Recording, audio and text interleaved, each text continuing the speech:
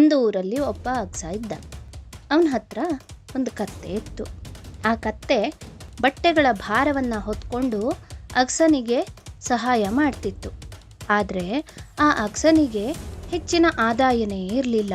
ಅದಕ್ಕೋಸ್ಕರ ಅವನಿಗೆ ಕತ್ತೆಗೆ ಸರಿಯಾಗಿ ಆಹಾರ ಕೊಡಲಿಕ್ಕೂ ಕೂಡ ಸಾಧ್ಯ ಆಗ್ತಿರಲಿಲ್ಲ. ಈ ಕಾರಣದಿಂದ ಕತ್ತೆ ತುಂಬ ದುರ್ಬಲವಾಗಿತ್ತು.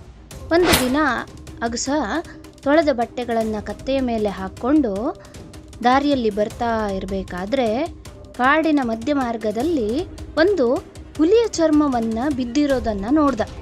ಅದನ್ನು ಮನೆಗೆ ತಗೊಂಡು ಹೋಗಿ ಈ ಚರ್ಮವನ್ನು ಕತ್ತೆಯ ಮೇಲೆ ಹಾಕಿ ಅದನ್ನು ಹೊಲದಲ್ಲಿ ಬಿಟ್ಟರೆ ಯಾರೂ ಕೂಡ ಕತ್ತೆಯ ಹತ್ರ ಬರಲ್ಲ. ಎಲ್ಲರೂ ಕತ್ತೆಯನ್ನು ಹುಲಿ ಅಂತ ಭಾವಿಸಿ ಓಡಿ ಹೋಗ್ಬಿಡ್ತಾರೆ. ಆಗ ಕತ್ತೆ ನಿರ್ಭಯವಾಗಿ ಹೊಟ್ಟೆ ತುಂಬ ಆಹಾರವನ್ನು ತಿನ್ಬೋದು ಅಂತ ಯೋಚನೆ ಮಾಡ್ದ. ಆ ರಾತ್ರಿ ಅವನು ಕತ್ತೆಯ ಮೇಲೆ ಆ ಸಿಕ್ಕಿರುವಂಥ ಹುಲಿ ಚರ್ಮವನ್ನು ಹಾಕಿ ಬೇರೆಯವರ ಹೊಲದಲ್ಲಿ ಕತ್ತೆಯನ್ನು ಬಿಟ್ಟ.